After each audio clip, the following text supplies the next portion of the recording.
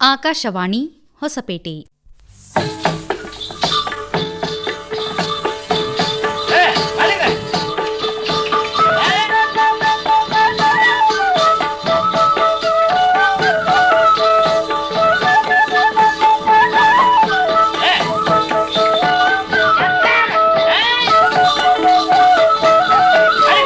ಕೇಂದ್ರ ಕೃಷಿ ಸಹಕಾರ ಹಾಗೂ ರೈತ ಕಲ್ಯಾಣ ಮಂತ್ರಾಲಯ ಪ್ರಸ್ತುತಪಡಿಸುವ ಕಿಸಾನ್ ವಾಣಿ ಗ್ರಾಮಾಂತರಂಗ.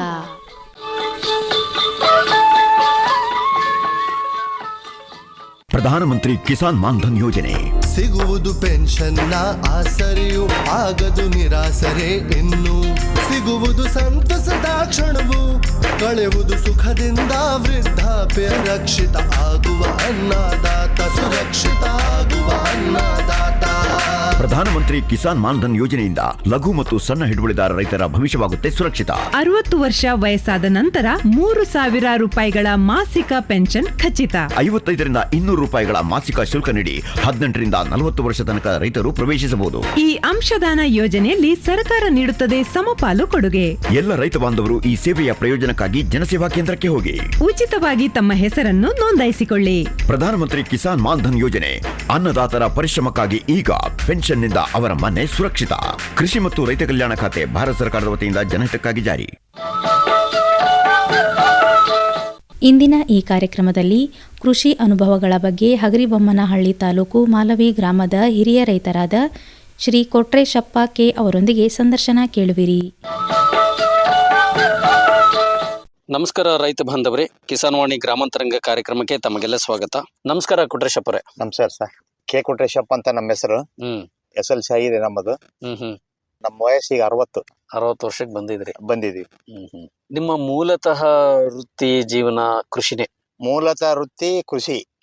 ಕೃಷಿಯಲ್ಲಿ ನಾವು ನಮ್ಮ ಅಜ್ಜರ ಕಾಲದಾಗಿಂದ ಅದನ್ನ ಮಾಡ್ಕೊಂತ ಬಂದಿವಿ. ನಾವು ಅಪ್ಪನ ಅದನ್ನ ಮಾಡಿದ್ವಿ, ನಾವು ಅದನ್ನ ಮಾಡಿದ್ವಿ. ಇವೆಲ್ಲ ಕಲ್ಟಿವೇಟರ್ ಟ್ರ್ಯಾಕ್ಟರ್ ಇವೆಲ್ಲ ಬಂದವು. ಅವಾಗೆಲ್ಲ ನಾವು ಕೈಲಿ ರಂಟಿ ಹೊಡೆದಿವಿ. ಪೂರ್ವಿಯಲ್ಲಿ ರಂಟಿ ಹೊಡೆದಿವಿ, ಕೂರ್ಗಿಲ್ ಬಿತ್ತೀವಿ. ಎಲ್ಲ ವ್ಯವಸಾಯ ಎಲ್ಲ ಬಡಿಗೆರೆ ಮಾಡಿದಂತ ಇದ್ರಾಗ ನಡೆದೈತಿ. ಸಲಕರಣೆಗಳು, ಆ ಸಲಕರಣೆಗಳು ನಡೆದೈತಿ. ಅವ್ರು ಕೊಟ್ಟಿದ್ದ ಕುಂಟಿ ರಂಟೆ ಅವಾಗ ಹಂಗ್ ನಡೆದೈತಿ. ಈಗೆಲ್ಲ ಈಗ ಬೇಜಾರ್ ಮಾಡ್ತಾರ ಹುಡ್ರು ನಮಗೆ ವ್ಯವಸಾಯ. ಅವಾಗ ನಂಗೆ ಇಲ್ಲಿಗ ಅವಾಗ ಕಳೆ ತೆಗದ್ರ ಒಣಗಿ ಹುಲ್ ಇರ್ತದಿಲ್ಲ. ಕಳೆ ತೆಗದ್ರ ಈಗ ಬೆಳಿಗ್ಗೆ ಬಂದ್ಬಿಡ್ತದ ಹುಲ್ಲು. ಇವತ್ ಕಳೆ ತೆಗದ್ವಿ ಅಂದ್ರ ಅದು ಬೆಳಿಗ್ಗೆ ಬಂದ್ಬಿಡ್ತೈತಿ. ಆಮೇಲೆ ಜೇಕು ಅಂತವೆಲ್ಲ ನೀಟಾಗಿ ತೆಗಿಯಲ್ಲ. ಈಗ ಅದಕ್ಕೊಂದು ವಿಧಾನ ಇತ್ತು ಅವಾಗ ವಿಧಾನ ಅಂದ್ರೆ ಕುರ್ಚಿ ಹೆಂಗ್ ಹಿಡಿಬೇಕನ್ನೋದಿತ್ತು. ಕುರ್ಚಿನ ತುದಿ ಇಟ್ಟು ಎಳಿಬೇಕಾಯ್ತು ಅವಾಗೆಲ್ಲ. ಈಗೆಲ್ಲ ಯಾರು ಮಾಡಲ್ಲ, ಮಣ್ಣು ಉಗ್ಗಿ ಹೋಗ್ಬಿಡ್ತಾರ ಕಳೆಯಕ. ಕಳೆದಲ್ಲಿ ಹಂಗ ಆಗ್ಬಿಟ್ಟ ಜನ. ಆಮೇಲೆ ಆಳು ನಿಮ್ಮಪ್ಪ ಬಂದ್ರೆ ನಾವ್ ಬರಲ್ಲ ಅಂತಾರ. ಯಾಕಂದ್ರೆ ನಾವು ಸೂಕ್ಷ್ಮ ಗಮನಿಸ್ತೀರಿ ನೀವು? ಗಮನಿಸದಲ್ಲ, ನಾವು ಅವ್ರ ಹಿಡ್ಕೊಂಡಂಗ್ ಸಾಲ ಹಿಡ್ಕೊಂಡಿರ್ತೀವಿ.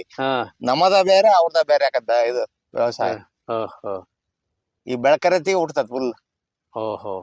ಅಂದ್ರೆ ನಿಮ್ದು ತುಂಬಾ ಅಷ್ಟು ಸ್ಟ್ರಾಂಗ್ ಇತ್ತು ಅವಾಗ? ಸ್ಟ್ರಾಂಗ್. ಆಮೇಲೆ ಅವು ಒಂದ್ ಹುಲ್ಲು ಹುಡ್ತದಿಲ್ಲ. ನಾವು ಹಿಡ್ಕೊಂಡ್ ಸಾಲ್ ಒಂದ್ ಹುಲ್ಲು ಹುಟ್ಟಿಲ್ಲ. ಏನೇನ್ ಬೆಳಿತಿದ್ರಿ ಅವಾಗೆಲ್ಲ ನೀವು? ಭತ್ತ, ಜೋಳ, ಮೆಕ್ಕೆಜೋಳ, ತರಕಾರಿ ಎಲ್ಲ ಬೆಳೆದಿವಿ. ಎಲ್ಲ ಟೊಮಾಟ, ಬದ್ನಿ, ಈರಿ, ಬೆಂಡಿ ಇವೆಲ್ಲ ನಮ್ ಮನೆಗೆ ಉಪಯೋಗಿಸಕ ಎಲ್ಲ ಬೆಳಿತಿದ್ವಿ ನಾವು. ಮಾರಾಟಕ್ಕೆಲ್ಲ ತರಕಾರಿ ಬೆಳಿತಿದ್ದು ನೀವು? ನಾವು ಮಾರಾಟ ಮಾಡಿದ್ವಿ. ಕ್ಯಾರೆಟ್ ಅವನ್ನೆಲ್ಲ ಹಾಕಿದ್ವಿ, ಲಾಸ್ ಆದ್ವಿ. ಅಲ್ಲಿ ಮಾರ್ಕೆಟ್ ಹೋದ್ರ ನಮಗೆ ಕ್ಯಾರೆಟ್ ಬರೇ ಖಾಲಿ ಚೀಲ ಕೊಟ್ಟು ವಾಪಸ್ ಬಂದಿವಿ ನಾವು. ಯಾಕೆ? ಹೆಂಗ ಯಾಕಾಯ್ತು? ಅಲ್ಲ, ಅವ್ನ್ ತಗೊಳಾರಿಲ್ಲ ಅವಾಗ. ಎಲ್ಲಾರು ಬಂದ್ಬಿಡಾರ, ಯಾರು ತಗೊಳಾರಲ್ಲ. ಫ್ರೀ ಕೊಟ್ಟು ಬಂದ್ಬಿಟ್ಟಿನಿ ಎಲ್ಲ ಜನಕ್ಕ. ಹೊರಗೆ ನೋಡಿದ್ರೆ ದುಬಾರಿ ಇರ್ತಿತ್ತು. ಈಗ ದುಬಾರಿ ಐತ್ರಿ, ಅವಾಗಿಲ್ಲ. ಅವಾಗ ಇರ್ಲಿಲ್ಲ, ನಮ್ ಕಾಲದಾಗ ಇರ್ಲಿಲ್ಲ, ದುಬಾರಿ ಇರ್ಲಿಲ್ಲ. ಹಂಗಲ್ಲ, ಎಲ್ಲಾರು ಬೆಳೆಯರಲ್ಲ.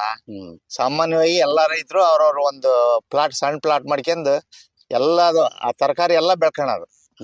ಈಜಿ ಅಂದ್ರೆ ಅವಾಗ ಖರೀದಿ ಮಾಡ್ತಿದ್ದಲ್ಲ, ಕಮ್ಮಿ ಖರೀದಿ ಮಾಡಾರ. ಹೆಚ್ಚಿಗೆ ಇದ್ದಾಗ ನಾವು ಹೋದಾಗ ಸಮಸ್ಯೆ ಆಗ್ಬಿಡೋದು. ಜೋಳ ಎಲ್ಲ ಬೆಳಿತಿದ್ರು ಊಟಕ್ಕೆ? ಜೋಳ ಬೆಳಿತಿದ್ವಿ. ನಿಮ್ ಮನೆಗೆ ಏನೇನ್ ಬೇಕಾಗ್ತಿತ್ತು ಊಟಕ್ಕೆ? ಇದು ಜೋಳ, ಬಿಳಿ ಜೋಳ, ಹೈಬ್ರಿಡ್ ಭತ್ತ. ಈಗಲೂ ಭತ್ತ ನಾವ್ ಏನ್ ಮಾಡ್ತೀವಿ ಅಂದ್ರೆ, ಈಗ ಮಾರಕ ಬೇರೆ, ಈಗ ನಮ್ ಊಟಕ್ಕ ಬೇರೆ. ಹಂಗ್ಯಾಕ್ ಮಾಡ್ತೀರಿ ನೀವು? ಹಂಗ್ಯಾಕ್ ಮಾಡೋದಂದ್ರೆ, ಕೆಲವರು ನಮ್ ಭತ್ತ ಬೆಳೆದಿರ್ತೀವಲ್ಲ, ಸೋನಾ ಮುಸುರಿ ಬೆಳಿತೀವಿ. ಸೋನಾ ಮುಸುರಿ ಬೆಳೆದಾಗ ಏನಾಗತ್ತೆ ಅಂದ್ರೆ, ನಾವು ಸೋನಾ ಊಟ ಮಾಡ್ತೀವಿ. ಮೊದ್ಲಿಂದ ನಮ್ಮ ಅಪ್ಪನ ಏನೈತಿ, ನಮ್ಮ ಅಜ್ಜರ ಕಾಲದ ನಮ್ಮ ಅಜ್ಜ 108 ವರ್ಷ ಬಾಳೈತಿ. 108 ವರ್ಷ? 108. ಹಂಗಾಗಿರೋದ್ರಿಂದ ನಾವು ಊಟ ಈಗ ಮನಿ ಭತ್ತ ಬೆಳಿತೀವಲ್ಲ ನಾವು ರೈಸ್ ಮಿಲ್ ಈಗ ಅವಾಗೆಲ್ಲ ರೈಸ್ ಮಿಲ್ ಇದ್ದಲ್ಲ ಜಿನ್ನೆಗ ಮಾಡಿಸ್ತಿದ್ವಿ. ನಮ್ಮದು ಒಂದ ಪದರ ಒಳ ಬಿಡೋದು. ಈ ಒಳಗಡೆಲ್ಲ ಈಗೆಲ್ಲ ತೆಗೆದು ಬಿಡ್ತಾರೆ ಪಾಲಿಶ್ ಮಾಡಿ ಬೆಳ್ಳಗ್ ಮಾಡ್ತಾರ. ಅಕ್ಕಿ ಒಳ್ಳೆ ಚೆನ್ನಾಗ್ ಕಾದತಿ, ಸತು ಇರಲ್ಲ ಅದ್ರಾಗ. ಓಹೋ, ಹಂಗ ಅವಾಗಿನ ಬೇರೆ ಇದು ಈಗ ಬೇರೆ. ನಿಮ್ ಪ್ರಕಾರ ಉಣ್ಣೋ ಅಕ್ಕಿ ಬೆಳ್ಳಗಿರಬಾರ್ದು. ಕಪ್ಪಿದ್ರು ಏನಾಗಲ್ಲ, ಚೆನ್ನಾಗತ್ತ ಅಕ್ಕಿ. ಸೋನಾ ಮುಸ್ರಿ ನೀವು ನಿರಂತರವಾಗಿ ಬೆಳಿತಾ ಬಂದಿದ್ರಿ. ಆಮೇಲೆ ಈಗ ನೀವು ಮಾರ್ಕೆಟಿಗೆ ಬೇರೆ ಬೆಳಿತೀರಿ, ಅದು ಯಾವ್ದು ಸೋನಾ ಮುಸ್ರಿನ. ಅದು ಗೊಬ್ಬರ ಹೆಚ್ಚಿಗೆ ಹಾಕಿರ್ತೀವಿ. ಓಹೋ, ಗೊಬ್ಬರ ಈಗ ಅವಾಗೆಲ್ಲ 2 ಗೊಬ್ಬರ 3 ಗೊಬ್ಬರ ಹಾಕ್ತಿದ್ವಿ. ಈಗ 4 ಹಾಕ್ತಾವ ಹುಡ್ರೆಲ್ಲ, ನಮ್ಮ ಮಕ್ಕಳು ಎಲ್ಲ 4 ಹಾಕ್ತಾವ. ನೀವು ಮಾತ್ರ ಗೊಬ್ಬರ ಇಲ್ಲದ್ದು ಉಣ್ತೀರಿ? ಇಲ್ಲ ಹಂಗ್ ಮಾಡಲ್ಲ ನಾವು ಬೇರೆಯವರಿಗೆ. ನಮಗೆ ಹೆಂಗಂದ್ರೆ ಬೆಂಗಳೂರಿಂದ ಡಾಕ್ಟರ್ ಆರ್ಟ್ ಸ್ಪೆಷಲಿಸ್ಟ್ಸ್ ಮಕ್ಕಳ ತಜ್ಞಾತ, ಅವರಿಗೆ ನಮ್ಮಿಂದಲೇ ಅಕ್ಕಿ ಹೋಗತ್ತೆ. ಇಲ್ಲಿಂದ ಹೌದಾ? ನಮ್ಮವ್ ಕೇಳ್ಕೊಂಡ್ ತಗೊಂಡ್ ಹೋಗಾರ. ಈಗ್ಲಿ ತಗೊಂತಾರ. ಈಗ ಊಟದ್ ಏನಾಗ್ಬಿಟ್ಟತಿ ಅಂದ್ರೆ ಅಕ್ಕಿ ಪಾಲಿಶ್ ಹೋಗ್ಬಿಡ್ತತಿ, ಅದ್ರ ಸತುರಲ್ಲ. ಮನುಷ್ಯನಿಗೆ ಸತು ಹೆಂಗ್ ಬರ್ತತಿ? ನೀವು ನೇರವಾಗಿ ಭತ್ತ ಒಯ್ತಾರ ಅಥವಾ ಅಕ್ಕಿ ಕೊಡ್ತೀರಾ? ನೀವು ಅಕ್ಕಿ ಕೊಡ್ತೀವಿ. ಅವ್ರು ಡಾಕ್ಟರ್ ಅಲ್ಲ, ಅವ್ರಿಗೆ ಅಂತವೆಲ್ಲ ಮಾಡಕ್ ಆಗಲ್ಲ. ಸಮಸ್ಯೆ ಏನಾಗತ್ತಂದ್ರೆ ನಾವು ಹಾಕ್ಸಿ ಇಲ್ಲಿಂದ ಹಾಕ್ಯಂದು ಕೊಡ್ತೀವಿ. ಈಗ ನಮಗೂ ಅಕ್ಕಿ ಬೇಕಂದ್ರೆ ಸಿಕ್ತು ನಿಮ್ಮದು? ಕೊಡ್ತೀವಿ. ಒಳ್ಳೆ ಅಕ್ಕಿ ಕೊಡ್ತೀವಿ. ಮತ್ತೆ ಗೊಬ್ಬರ ಜಾಸ್ತಿ ಹಾಕಿದ್ದಲ್ಲ? ಇಲ್ಲ. ಈಗ ಅದನ್ನ ಯಾಕೆ ಅದೊಂದು ಮಾಡ್ತೀವಂದ್ರ, ಈಗ ಬೇರೆ ಬೆಳೆರ ನಾವು ಅಂದಾಗ ಇದು ಬೇರೆಯವರಿಗೆ ಅವ್ರಿಗೆ ಕೊಡ್ತೀವಿ ಅಂತಂದಲ್ಲ. ಅವ್ರಿಗೂ ನಮ್ಮ ಅಕ್ಕಿ ಕೊಟ್ರ ಅವ್ರು ತಾಣಲ್ಲ, ಕರ್ಗ ತಗೊಂತಾರ. ಮಾಡಿದ್ರೆ ಲಾಭ ಜಾಸ್ತಿ ಐತಿ. ನಾವು ಸಾವಯವದಾಗ ಹೆಚ್ಚಿಗೆ ಮನೆಗೆ ಯೂಸ್ ಮಾಡ್ತೀವಿ. ನೀವು ಸಾವಯವದಲ್ಲಿ ಬೆಳೆದಿದ್ದನ್ನ ಈಗ ನೋಡಿ ಹೊರಗಡೆ ತಗೊಳಕ್ಕೆ ಜನ ಇದಾರಂತ ನಿಮ್ಗೆ ಗೊತ್ತಿದೆ. ಈಗ ಅದನ್ನೇ ಯಾಕೆ ಒಂದ್ ದೊಡ್ಡ ವ್ಯಾಪಾರ ದೃಷ್ಟಿಯಲ್ಲಿ ಬೆಳೆಸಬಾರ್ದು ನೀವು? ಅಲ್ಲ, ಮುಕ್ಕಾಲ್ ಭಾಗ ಬೆಳೆಸ್ಬೇಕು, ಮುಕ್ಕಾಲ್ ಭಾಗ ಎಲ್ಲ 100% ಬೆಳೆಸ್ಬೇಕ. ಇದಕ್ಕೆ ಅಡಿಟ್ ಆಗ್ಬಿಟ್ಟ ಹುಡ್ರಲ್ಲ, ಮಕ್ಕಳೆಲ್ಲ ಇವೆಲ್ಲ ವ್ಯವಸಾಯ ಮಾಡೋರು ಇದಕ್ಕೆ ಅಡಿಟ್ ಆಗ್ಬಿಟ್ಟಾವ. ಹಂಗಾಗಿ ಮತ್ತೆ ನೀವು ಯಜಮಾನ್ರು ತಿಳಿಸಿ ಹೇಳ್ಬೇಕಲ್ಲ. ಎಲ್ಲಾ ತಿಳಿಸ್ತೀವಿ. ಎಲ್ಲ ಜಾನ್ರದಾರ, ಮಕ್ಕಳ ಬಗ್ಗೆ ಐತಲ್ಲ ಭಾರಿ ಜಾನ್ರದಾರ. ಹಂಗಾಗಿ ನಾವು ಮತ್ ನಮಗೆ ಮನೆಗೆ ಯಾರ ಹಿಂಗ್ ಮಾಡ್ಕೊಂತೀವಪ್ಪ ಅಂತ ನಾವು 1.5 ಎಕರೆ ನಾವು ಮನೆಗೆ ಹಾಕ್ಸಂತೀವಿ ಟೋಟಲ್. ಅದ್ರಾಗ ಮತ್ ನಮಗೆ ಬೇಕಾದವರು ಡಾಕ್ಟ್ರು, ನಮ್ಮ ಬೇರೆ ಬೀಗರು, ನಮ್ಮ ತಂಗಿಯರು, ನಮ್ಮ ಅಕ್ಕರು ಹಂಗೆಲ್ಲ ಇರ್ತಾರಲ್ಲ, ಅವ್ರಿಗೆಲ್ಲ ಕೊಡ್ತೀವಿ 4 ಪ್ಯಾಕೆಟ್ 2 ಪ್ಯಾಕೆಟ್. ಈಗ ಅವೀಸ್ ನಾವು ಇಟ್ಕೊಳಕ್ ಆಗಲ್ಲ. ಇಟ್ಕಂದ್ರೆ ಹುಳ ಹಚ್ಚಿ ಬಿಡ್ತೈತಿ. ನಮಗೆ ಮನಿ ಬೇಕಾದಷ್ಟು ನಾವು ಸಾವಯವದಾಗ ಬೆಳಿತೀವಿ. ಹಿಂಗೆ ಯಾರಾದ್ರೂ ಬಂದು ನಮಗೂ ಸಾವಯವದಲ್ಲೇ ಬೆಳೆದದ್ ಬೇಕು ಅಂದ್ರೆ ಕೊಡ್ತೀರಿ ನೀವು? ಕೊಡ್ತೀವಿ. ಈ ವರ್ಷ ನಾವ್ ಏನ್ ಮಾಡ್ತೀವಿ ಅಂದ್ರ, ಈಗ ನಾವ್ ಹೇಳ್ಸಂದಿರ್ತೀವಿ, ಅವ್ರಿಗೆ ತಪ್ಸಕ್ ಬರಲ್ಲ. ಯಾಕಂದ್ರೆ ಹೇಳ್ಸಂದಿರ್ತೀವಲ್ಲ, ಅವ್ರಿಗೆ ತಪ್ಸಕ್ ಬರಲ್ಲ. ಅವ್ರು ಏನಂದ್ರ ಅವ್ರು ಅಕ್ಕಿ ಬೇಕಂತ ಫೋನ್ ಮಾಡ್ತಾರ ಅಷ್ಟೇ. ಅಂಗಡಿ ರೇಟಿಗೆ ನಾವು ಕೊಟ್ಟನಪ್ಪ ಅಂದ್ರೆ ನಮಗೆ ಲಾಭ ಆಕತಿ. ಆದ್ರೆ ನಾವು ಏನು ಕಡಿಮೆ ಕೊಡ್ತೀವಿ. ಸೋನಾ ಮುಸ್ರಿ ಭತ್ತವನ್ನ ನೀವು ಬೆಳಿತಾ ಇದ್ರಲ್ವಾ, ಅಂದ್ರೆ ಈಗ ಎಷ್ಟು ವರ್ಷದಿಂದ ಈ ಪದ್ಧತಿ ಇದೆ? ಇದು ಪೂರ್ವಿಕದಿಂದ ಮೊದ್ಲಿಂದ ಪೂರ್ವಿಕದಿಂದ ಐತಿ. ಈ ನಮ್ಮೂರಿಗೆ ಭತ್ತ ಕಬ್ಬು ತಂದದ್ದು ನಮ್ ತಾತ. ನಮ್ಮ ತಾತರ ಹೆಸರೇನ್ರಿ? ಕೆ ಮಲ್ಲಪ್ಪ. ಅವರೇ ಇಲ್ಲಿ ಮೊದ್ಲು ಶುರು ಮಾಡಿದ್ದು ಅವ್ರ. 108 ವರ್ಷ ಬಾಳೆ ಐತಿ. ಬರಗಾಲದಾಗ ಬದುಕ್ ಕೊಡ್ಬೇಕಂದ್ರ ನಮ್ ತಾತ ಕೊಡ್ತದಂತ ಅವಾಗ. ಬರಗಾಲ ಹಿಂದಕ್ಕೆ ಬರಗಾಲ ಬಂದ್ರ ಸುಮ್ನೆ ಒಂದ್ ಒಡ್ಡ ಹಾಕ್ಸೋದು, ಏನೋ ಕೆಲಸ ಮಾಡ್ಸೋದು ಬರಗಾಲದಾಗ. ಜನರಿಗೆ ಒಂದ್ ಜೀವನಕ್ಕೆ ಆಸರೆ ಆಗ್ಯದ ನಮ್ ತಾತ. ನೋಡಿ, ಅಂತ ಒಂದು ಕುಟುಂಬದ ಹಿನ್ನೆಲೆಯಿಂದ ಬಂದಿರತಕ್ಕಂಥವ್ರು ನೀವು. ಸರಿ, ಭತ್ತದ ಬಗ್ಗೆ ಹೇಳಿ. ಈ ಸೋನಾ ಮುಸ್ರಿಯನ್ನ ಅದಕ್ಕೆ ಬಿತ್ತನೆ ಮಾಡ್ಕೊಳಕ್ಕೆ ನಾಟಿ ಸಸಿಯನ್ನ ಮಡಿ ಮಾಡ್ಕೊಳ್ಳೋದಾಗಿರ್ಲಿ, ಹೊರಗಡೆಯಿಂದ ತರ್ತೀರಾ, ನೀವೇ ರೆಡಿ ಮಾಡ್ಕೊಳ್ತಾರ, ಹೇಗೆ? ನಮ್ಮ ಪೂರ್ವ ಪದ್ಧತಿಯಲ್ಲಿ ನಾವೆಲ್ಲ ಮನಿವ ಯೂಸ್ ಮಾಡ್ತಿದ್ವಿ. ಮನಿ ಅಂದ್ರ ಮನೆ ಭತ್ತವನ್ನೇ ಬೀಜ ಮಾಡ್ತಿದ್ವಿ. ಮನೆ ಭತ್ತವನ್ನ ಬೀಜ ಮಾಡಿ ಮಡಿ ಹೊಡೆದು ನೀಟಾಗಿ ಸಗಣಿ ಗೊಬ್ಬರ, ಕುರಿ ಗೊಬ್ಬರ ಅವನ್ನೆಲ್ಲ ಅದಕ್ಕ ಮಿಕ್ಸ್ ಮಾಡಿ ಅವಾಗ ಭತ್ತ ರೆಡಿ ಮಾಡ್ತಿದ್ವಿ. ಒಳ್ಳೆ ನೀಟಾಗಿ ಬರೋದಾಗಿ. ಅವಾಗೆಲ್ಲ ಔಷಧ ಯಾವ ಔಷಧನ ಇಲ್ಲ. ನೀವು ನೋಡಿಲ್ಲ ಅವಾಗೆಲ್ಲ? ಔಷಧ ನೋಡೇ ಇಲ್ಲ. ಈಗೆಲ್ಲ ಔಷಧ ಬಂದ್ಬಿಟ್ಟತಿ. ಆಗೀಗಿ 99% ಹೆಚ್ಚು ಕಮ್ಮಿ ಐತಿ. ಅವಾಗ ನೇಗಿಲಿ ಹೊಡಿತಿದ್ವಿ ಅಂದ್ರ 4 ಸಾಲ ಹೊಡಿತಿದ್ವಿ ನಾವು ನೇಗಿಲಿನ. ಇದು ಭತ್ತ ಹಚ್ಚ ಮಣ್ಣು ನಮಗೆ ಅದಕ್ ಬರ್ಬೇಕದು. ಬೆಣ್ಣೆ ಆದಂಗ ಆಗ್ಬೇಕು. ಹಂಗಾಗಿ 4-5 ಸಲ ಹೊಡಿತಿದ್ವಿ ಗಳೆಯಲ್ಲೇ. ಬೇಸಾಯ ಅಂದ್ರೆ ಎತ್ತಿಲ್ಲೆ. ಈಗ ಹಂಗಲ್ಲ, 2 ಸಲ ತಿರುಗಿ ಬಿಡ್ತಾರ. ಈಗಿನ ವಾತಾವರಣ ಬೇರೆ, ಅವತ್ತಿನ ವಾತಾವರಣ ಬೇರೆ. 4 ಸಲ ಯಾಕೆ ಹೊಡಿತಿದ್ವಿ? ಭೂಮಿ ಒಳ್ಳೆ ಆದ ಬರ್ಬೇಕು, ಬೆಣ್ಣೆ ಆದಂಗ ಆಗ್ಬೇಕು. ಫಲ ಇಂಪಾರ್ಟೆಂಟ್ ಭತ್ತಕ್ಕ ಬೆಣ್ಣೆ ಆದಂಗ ಆಗ್ಬೇಕು. ಆಗಿ ನಾಟಿ ಬೇರು ಚೆನ್ನಾಗಿ ಬೀಳ್ತೈತಿ. ಈ ಭೂಮಿ, ಭತ್ತದ ಬೆಳೆಯನ್ನ ಬೆಳೆಯುವಂತ ಗದ್ದೆ, ಅದ್ರ ಭೂಮಿ ಫಲವತ್ತಾಗಿರ್ಬೇಕು, ಚೆನ್ನಾಗಿರ್ಬೇಕು ಅಂದ್ರೆ ಏನೇನ್ ಕೊಡ್ತೀರಿ ಅದಕ್ಕೆ? ಮೊದ್ಲ ರಂಟಿ ಹೊಡಿತಿದ್ವಿ, ಫುಲ್ ರಂಟಿ ಹೊಡಿತಿದ್ವಿ ಗಳುವೆಲೆ. ಆಮ್ಯಾಗ ರಂಟಿನ 3 ಸಾಲ ಹೊಡೆದ್ ಬಿಡ್ತಿದ್ವಿ. ಹ್ಮ್ 3 ಸಾಲ ಹೊಡೆದ್ ನೀರು ಹೋಗಿಸ್ತಿದ್ವಿ. ನೀರು ಹೋಗಿಸಿದಾಗ ಮತ್ತೆ ಅದ್ರಾಗ ಮತ್ತೊಂದ್ 3 ಸಾಲ ಹೊಡಿತಿದ್ವಿ. ಬೇಸಾಯ ಹಿಂದೆ ನಮ್ ಪೂರ್ವಜರು ಮಾಡಿರೋದು 8 ಸಲ ಹೊಲ್ದಾಗ ಗಳೆ ಹೊಡಿದ್ರ ಅದು ಒಳ್ಳೆ ಫಲವತ್ತತೆ ಬರ್ತೈತಿ ಅಂತ ನಮ್ಮ ಅಜ್ಜಾರ ಹೇಳೋರು. 8 ಸಲ ಗೆಳೆ ಓಡಾಡ್ಬೇಕು. ಓಡಾಡ್ಬೇಕಂದ್ರ ಚೆನ್ನಾಗಿ ವ್ಯವಸಾಯ ಮಾಡ್ಬೇಕು. ಹ್ಮ್ ಈಗ ಕೆಬ್ಬು ಮಡಿಕೆ ಹೊಡಿತಿದ್ವಿ ಅವಾಗ ಎತ್ತುಗಳಲ್ಲಿ. ಈ ಕೆಬ್ಬು ಮಡಿಕೆ ಹೋಗ್ಬಿಟ್ಟಾವಲ್ಲ, ಕೆಬ್ಬು ಮಡಿಕೆ ಎಲ್ಲಾ ಗುಸಿರಿ ಸೇರ್ಬಿಟ್ಟಾವ. ಅವಾಗಿಂದ ಬೇರೆ ಬೇಸಾಯ ಈಗಿಂದ ಬೇರೆ. ಈಗ ಬಂದಾರ ನಾವ್ ವಾಟ್ಸ್ಆಪ್ ಇವನ್ನೆಲ್ಲ ನೋಡ್ತೀವಲ್ಲ, ಹಂಗ್ ಮಾಡ್ಬೇಕು ಹಿಂಗ್ ಮಾಡಕಂತ ಅಂತಾರ. ಅದು ಪ್ರೋಗ್ರೆಸ್ ಬರ್ವಲ್ದು. ಬಹಳ ಮಂದಿಗೆ ನಾನು ಹೇಳ್ತೇನೆ, ಪೂರ್ವಿಯಿಂದ ಐತಲ್ಲ ಆ ಟೈಪ್ ಮಾಡ್ರಪ್ಪ ಅಂತ ಅಂದ್ರ ಈಗ ಅದು ಬರಲ್ಲ ಈ ಪ್ರೋಗ್ರೆಸ್. ಈಗೆಲ್ಲ ನಮ್ಮ ಮಾತ್ ಕೇಳಲಾರ ಯಾರ. ಒಂದು ಉದಾಹರಣೆಗೆ, ಎತ್ತಿ ನೀರ್ ಮೈ ತೊಳ್ಯಾಕಂತ ಹೋಗ್ಯಾನ ಹುಡುಗ, ಎತ್ತಿ ನೀರ್ ಉಗ್ಗಿದ್ರ ನೀರ್ ಹಂಗ ಉಗ್ಬಾರ್ದಪ್ಪ ಅನ್ನೋ ಭಾವನೆ ಇಲ್ಲ ಈಗ. ನಾವು ಹೇಳಿದ್ರೆ ಎತ್ತ ನೀನ್ ತಂದಿಯ ನಾನ್ ತಂದಿಯ ಅಂತಾನ. ಅಂತ ಕಾಲ ಇದು. ಆದ್ರೂ ಇನ್ನೊಬ್ರಿಗೆ ಏನ್ ಹೇಳಂತ ಒಂದ್ ಕೆಪಾಸಿಟಿ ಕಳ್ಕೊಂಡ್ಬಿಟ್ಟಾರ. ನಾವೆಲ್ಲ ಯಜಮಾನ್ರಿ ಯಾರು ಹೇಳಿ ಹೊಲ್ದಾಗ ಹಿಂಗ ಕುಂಟಿ ಹೊಡಿತಿದ್ದೆ. SLC ಪಾಸ್ ಆಗಿಬಿಟ್ಟು ಕುಂಟಿ ಹೊಡಿತಿದ್ದೆ. ಕುಂಟಿ ಚೆಕ್ಕಿ ಉದುರಿಂದೆ ಅದು ವಾಳಾಗದು. ವಾಳ ಅಂದ್ರ ಬೋದಾಗದು. ಸಿಕ್ಕಂದ್ ಬೋದಾಗದು.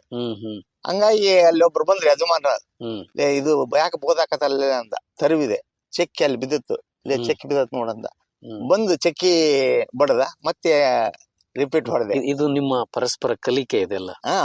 ಪೂರ್ವಿಯಾಗ ಅವಾಗೆಲ್ಲ ಹೇಳೋರು ಹಂಗಿರ್ಬೇಕು ಹಂಗಿರ್ ಕಲಿಕೆಯಿಂದ ಹಂಗ ಆತ. ಅದು ಏನಿಲ್ಲ ಹೇಳಿದ್ನಲ್ಲ. ಅಂದ್ರೆ ಈಗ ಬದಲಾದ ಕಾಲಮಾನದಲ್ಲಿ ಈ ತರದ ಒಂದು ಸಂಬಂಧಗಳು ಇಲ್ದಂಗ ಆಗಿದೆ. ಸಂಬಂಧ 100% ಇಲ್ಲ.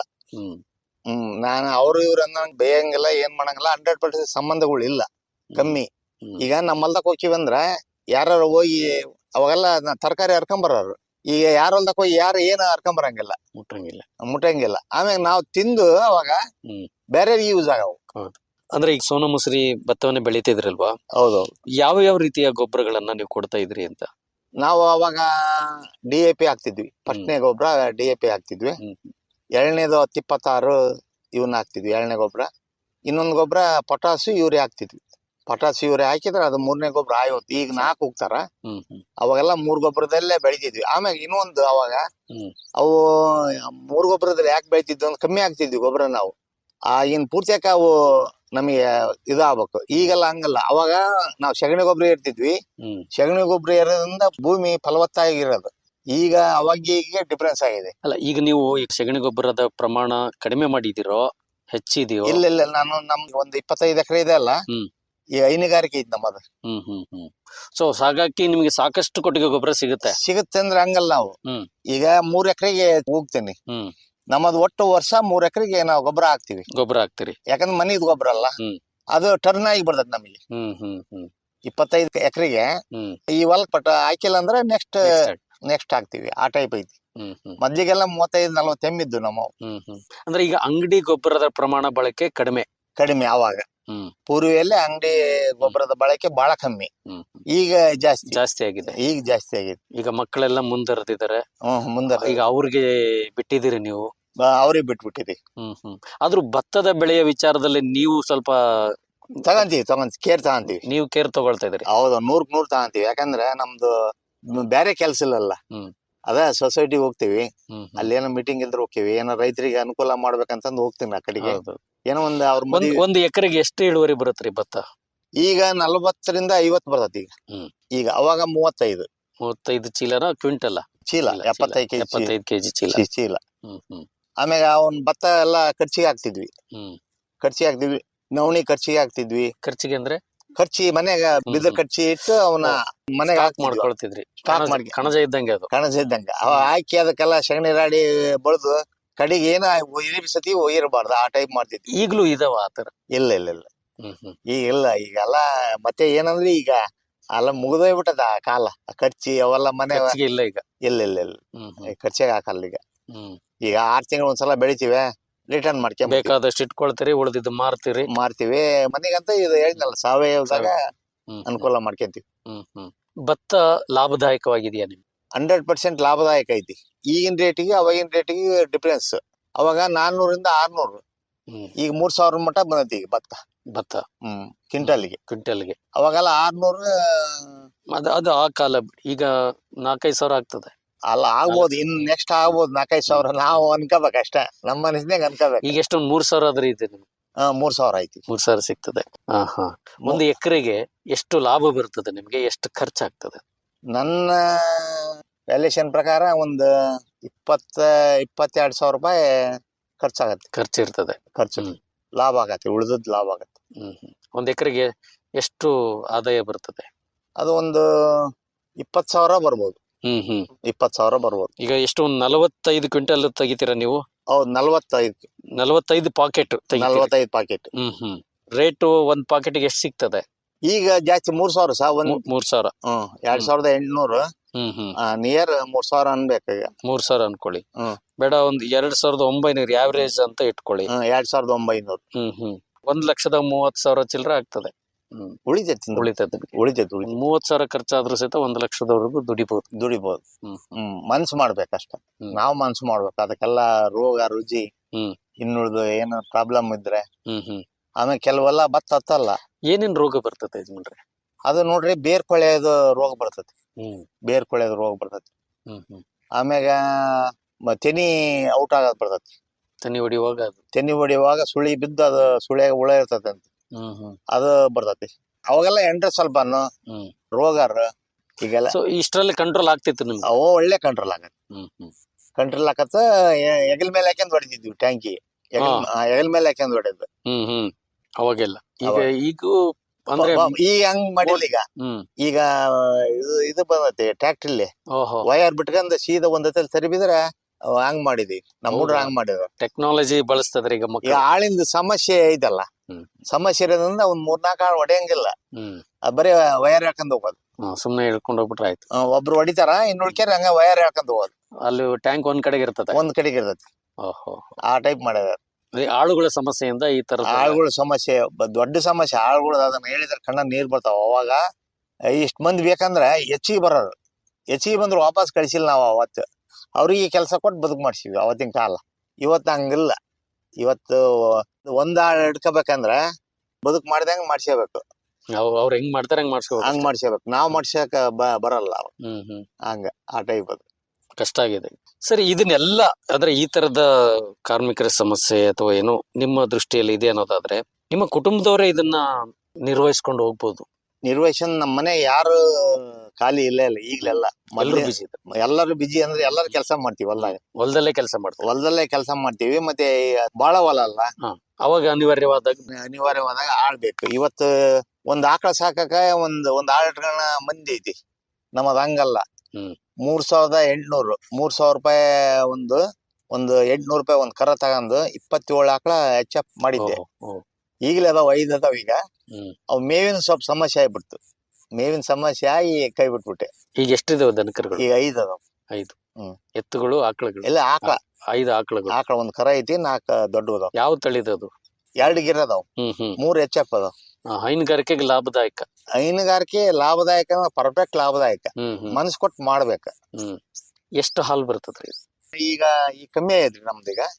ಗಬ್ಬದಾವೆಲ್ಲವು 7 ತಿಂಗಳ ನಂತರ ಬಿಟ್ಬಿಡ್ತೀನಿ ಹಿಂಡದ. ಯಾಕಂದ್ರ ಒಳ ಕರುಕ ಅದಕ್ಕೆಲ್ಲ ಡೆವಲಪ್ ಆಗ್ಬೇಕಲ್ಲ. ಈ ಬರೀ ಹಿಂಡದ ಮಾಡಿದ್ರ ಉಪಯೋಗ ಆಗಲ್ಲ. ಕರ ಒಳಗ ಸಣ್ಣದಾಗ್ಬಿಡ್ತೈತಿ, ಮುಂದೆ ಬಾಳಲ್ಲ ಅದು. ಆ ಟೈಪ್ ಆಗ್ಬೇಕು. ಹಂಗಾಗಿ ನಾನು 7 ತಿಂಗಳು ನೋಡ್ತೇನೆ. 7 ತಿಂಗಳಾದ್ರೆ ಬಂದ್ ಮಾಡ್ಬಿಡ್ತೇನೆ. ಅಲ್ಲ, 6 ತಿಂಗಳಾಗ ಬಂದ್ ಮಾಡ್ತೀವಿ ನಾವು. ಯಾಕಂದ್ರೆ ಒಪ್ಪತ್ ಮಾಡ್ತೀವಿ. ಅವಾಗ 15 ದಿನಕ್ಕ ಒಪ್ಪತ್ ಮಾಡ್ತೀವಿ. ಒಂದ್ ಟೈಮ್ ಮಾಡ್ತೀವಿ. ಆಮ್ಯಾಗ ಇನ್ನೊಂದ್ 15 ದಿನ ಆದ್ರೆ ಪೂರ ಬಿಟ್ಟ. ಯಾಕಂದ್ರೆ ಕೆಚ್ಚಲ್ ಬಾವು ಇದೊಂದ್ ಸಮಸ್ಯೆ ಐತೆ. ಅದು ಹಾಲು ಹಂಗ ಬಿಟ್ರೆ ಕೆಚ್ಚಲ್ ಬಾವು ಸಮಸ್ಯೆ ಐತಿ. ಅವಾಗ ಬೇಕಾದಾಗ ಸ್ವಲ್ಪ ಆ ಸಮಸ್ಯೆ ಬರಬಾರ್ದಂತ ಒಂದಿಷ್ಟು ಹಾಲು ಕ್ಲೀನ್ ಮಾಡ್ಕೊಂತೀವಿ. ಅದು ಹಾಲು ಎಲ್ಲಿ ಮಾರಾಟ ಮಾಡ್ತೀರಿ? ಇಲ್ಲಿ ಡೈರಿ ಐತ್ರಿ. ಡೈರಿ ಇದೆ. ಹಾಲು ಕೊಡುವಂತ ಆಕಳು ಎಷ್ಟು ಕೊಡ್ತಿತ್ತು ನಿಮ್ಗೆ? ನಮ್ಮದು 10 ಲೀಟರ್ ಮೇಲೆ ಕೊಟ್ಟದ್ದು. 10 ಲೀಟರ್ ಮೇಲೆ ಒಂದು ಟೈಮಿಗೆ, ಬೆಳಗ್ಗೆ ಒಂದು ಟೈಮಿಗೆ. ಒಂದು ಆಕಳು ದಿನಕ್ಕೆ 20 ಲೀಟರ್ ಕೊಡ್ತದೆ ಬೆಳಗ್ಗೆ. ಹೌದೌದು, ಬೆಳಗ್ಗೆ ಸಾಯಂಕಾಲ 20 ಲೀಟರ್. ಇವ ನಾವೆಲ್ಲ 25 ಲೀಟರ್ ಬೆಳಗ್ಗೆ 25. ನಿಮ್ಮ ಮನೆಯಲ್ಲಿ ದಿನ 100 ಲೀಟರ್ ಹಾಲು ಉತ್ಪಾದನೆ ಆಗ್ತಿತ್ತು? ಇಲ್ಲ, 50 ಲೀಟರ್. 50 ಲೀಟರ್ ಆಕತ್ತ. ಹೆಂಗಂದ್ರೆ ಮತ್ತೆ ಹಿಂದೆ ಮುಂದೆ ಇರ್ತಿದ್ವಲ್ಲ, ಹಂಗೆ ಅವರೇಜ್ ಒಂದು ಹಿಂಡದು ಒಂದು ಬಿಡ್ತಿದ್ವಿ. ಇವೆಲ್ಲ ಇದ್ವಲ್ಲ, ಹಿಂದೆ ಮುಂದೆ ಹಾಕದ್ವು. ಆಮ್ಯಾಗ ಮೇವಿನ ಒಂದ್ ಸಮಸ್ಯೆ ಆತು. ಬರಗಾಲ ಬಂದು ನಮ್ಮನ್ನೆಲ್ಲ ಒದ್ದಾಡ್ಸ್ಬಿಡ್ತು. ಎಲ್ಲೆಲ್ಲೇ ದಾವಣಗೆರೆ, ಬೆಳಗ್ಗೆ ಅಲ್ಲೆಲ್ಲ ಹೋಗಿ ಮೇವ್ ತಂದೀನಿ. ಹುಲ್ಲ ಅದನ್ನ ತಾಂಬಂದಿ 3 ದಿನದಾಗ ಖಾಲಿ ಆಗ್ಬಿಡೋದು. ಯಾಕಂದ್ರೆ ಆಹಾರ ಚೆನ್ನಾಗಿ ಕೊಡ್ಬೇಕು. ಹಂಗಾಗಿ ನೀವೇ ಬೆಳ್ಕೊಳಕ್ ಆಗಲ್ವಾ ದನಗಳಿಗೆ? ಅವಾಗಿಲ್ಲ. ಅವಾಗ ಬರ ಬಂದಿತ್ತು ಹೊಸ್ತಿನ. ಹಾಲಿನ ರೇಟ್ ಏನಿದೆ ಯಜಮಾನ್ರಿ? ಈಗ 30 ರೂಪಾಯಿ ಸರ್. ನಾವೆಲ್ಲ 8 ರೂಪಾಯಿ 10 ರೂಪಾಯಿ 2 ಸಲ ಅಧ್ಯಕ್ಷ ಹಾಲಿನ ಡೈರಿ. ಒಂದ್ಸಲ ಡೈರೆಕ್ಟರ್, 2 ಸಲ ಅಧ್ಯಕ್ಷ. ಅದು ಸೇವೆನೂ ಮಾಡಿದ್ರಿ? ಸೇವೆ. ಈಗ ನಿಮ್ಗೆ ದಿನ ಹಾಲಿಂದನೇ ಒಂದು 1500 ರೂಪಾಯಿ ಆದಾಯ ಪ್ರತಿದಿನ 5 ಸರ್ 15 ಆಗುತ್ತೆ. ಬಟ್ ಅವುಗಳನ್ನ ನೋಡ್ಕೊಳ್ಳೋದು ಎಲ್ಲ ಕೆಲಸ ಯಾರು ಮಾಡ್ತಾರೆ? ನಮ್ಮ ಹುಡುಗರು ಮಾಡ್ತಾರೆ ಸರ್. ಮಾಡ್ತಾರೆ. ನಮ್ ತಮ್ಮ, ನಮ್ ಮಕ್ಳು ಎಲ್ಲ ಕೂಡು ಕುಟುಂಬ ನಿಮ್ದು? ಅಣ್ಣ ತಮ್ಮ ಇಬ್ಬರು ಕೂಡದೀವಿ. ಮಕ್ಕಳು ಎಲ್ಲ ಎಷ್ಟಿದ್ದಾರೆ? ಇಬ್ಬರು ಗಂಡ್ ಮಕ್ಳು. ಒಬ್ಬ ಉಪಾಧ್ಯಕ್ಷ ಇದಾನ ಪಂಚಾಯತಿ. ಓಹೋ. ಒಬ್ಬ ಹಿರಿಯ ಮಗ ಮದ್ವಿ ಮಾಡಿ ಮೊನ್ನೆ. ಆಮೇಲೆ ನಮ್ ತಮ್ಮ ಒಂದ್ ಮಗ ಐತಿ, ಈಗ ಓದ್ಸಕಚ್ಚಿನ ಕೊಟ್ಟೂರಾಗ. SLC ವರ್ಷ. ಒಟ್ಟಾರೆಗೆ ನಿಮ್ಮ ಪ್ರಕಾರ ಒಂದು ರೈತಾಕಿ ಕುಟುಂಬ ಶ್ರದ್ಧೆಯಿಂದ ಕೆಲಸ ಮಾಡಿಕೊಂಡು ಕೃಷಿಯನ್ನ ಚೆನ್ನಾಗಿ ನೋಡ್ಕೊಂಡ್ರೆ ಒಂದು ಆರ್ಥಿಕವಾಗಿ ಸಮೃದ್ಧಿಯಿಂದ ಜೀವನ ಮಾಡಬಹುದು. 100% ಮಾಡ್ಬೋದು ಸರ್. ಆರ್ಥಿಕದಿಂದ 100% ಮಾಡ್ಬೋದು. ಯಾವ್ದು ಹೆಂಗ್ ಬೇಕಾಗ ಮಾಡಿದ್ರಾಗಲ್ಲ. ಕರೆಕ್ಟ್. ಈಗ ನಮ್ ತಮ್ಮ ಬೆಳಿಗ್ಗೆ 4:15 ಎದ್ಬಿಡ್ತಾನ. ಅವೆಲ್ಲ ಸಗಣಿ ಬೆಳೆಯೋದು ಅವಂತವೆಲ್ಲ ಮಾಡ್ತಾನ. ಮಾಡಿ ಆಮೇಲೆ ಹಿಂಡ್ತಾನ, ಕಡಿಗೆ ಕಟ್ತಾನ. ಆಮ್ಯಾಗ ನಮ್ ಮಕ್ಕಳು ಹಿಂಡ್ತಾವ ಮುಂಜಾನೆ. ಒಬ್ರು ಮಾಡೋದಲ್ಲ, ಎಲ್ಲಾರು ಕೆಲಸ ಮಾಡ್ತಾರ. ಒಳ್ಳೇದು ಕೊಟ್ರೇಶಪ್ಪರೇ. ನಮ್ಮ ಹೊಸಪೇಟೆ ಆಕಾಶವಾಣಿಯ ಕಿಸಾನ್ ವಾಣಿ ಗ್ರಾಮಾಂತರಂಗ ಕಾರ್ಯಕ್ರಮದಲ್ಲಿ ತಾವು ಭಾಗವಹಿಸಿ ತಮ್ಮ ಕೃಷಿಯ ಅನುಭವಗಳನ್ನ ಹಂಚಿಕೊಂಡಿದ್ರಿ. ಧನ್ಯವಾದಗಳು. ನಮಸ್ಕಾರ. ನಮಸ್ಕಾರ ಸರ್. ಇದುವರೆಗೆ ಕೃಷಿ ಅನುಭವಗಳ ಬಗ್ಗೆ ಹಗರಿಬೊಮ್ಮನಹಳ್ಳಿ ತಾಲೂಕು ಮಾಲವಿ ಗ್ರಾಮದ ಹಿರಿಯ ರೈತರಾದ ಶ್ರೀ ಕೊಟ್ರೇಶಪ್ಪ ಕೆ ಅವರೊಂದಿಗೆ ಸಂದರ್ಶನ ಕೇಳಿದಿರಿ. ಸಂದರ್ಶಕರು ಸೋಮೇಶ್ ಎಂ ಉಪ್ಪಾರ್. ಸಂಕಲನ ಸವಿತಾ ಹಿರೇಮಠ್. ಪ್ರಧಾನಮಂತ್ರಿ ಕಿಸಾನ್ ಮಾನ್ಧನ್ ಯೋಜನೆ ಸಿಗುವುದು ಪೆನ್ಷನ್ನ ಆಸರೆಯು ಆಗದು ನಿರಾಸರೆ ಇನ್ನು. ಸಿಗುವುದು ಸಂತಸದ ಕ್ಷಣವು ಕಳೆಯುವುದು ಸುಖದಿಂದ ವೃದ್ಧಾಪ್ಯ. ರಕ್ಷಿತ ಆಗುವ ಅನ್ನದಾತ ಸುರಕ್ಷಿತ ಆಗುವ ಅನ್ನದಾತ.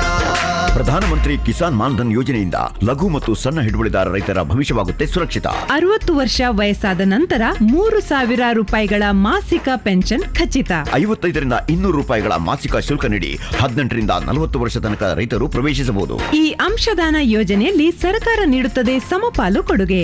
ಎಲ್ಲ ರೈತ ಬಾಂಧವರು ಈ ಸೇವೆಯ ಪ್ರಯೋಜನಕ್ಕಾಗಿ ಜನಸೇವಾ ಕೇಂದ್ರಕ್ಕೆ ಹೋಗಿ ಉಚಿತವಾಗಿ ತಮ್ಮ ಹೆಸರನ್ನು ನೋಂದಾಯಿಸಿಕೊಳ್ಳಿ. ಪ್ರಧಾನಮಂತ್ರಿ ಕಿಸಾನ್ ಮಾನ್ಧನ್ ಯೋಜನೆ ಅನ್ನದಾತರ ಪರಿಶ್ರಮಕ್ಕಾಗಿ ಈಗ ಪೆನ್ಷನ್ನಿಂದ ಅವರ ಮನೆ ಸುರಕ್ಷಿತ. ಕೃಷಿ ಮತ್ತು ರೈತ ಕಲ್ಯಾಣ ಖಾತೆ ಭಾರತ ಸರ್ಕಾರದ ವತಿಯಿಂದ ಜನಹಿತಕ್ಕಾಗಿ ಜಾರಿ.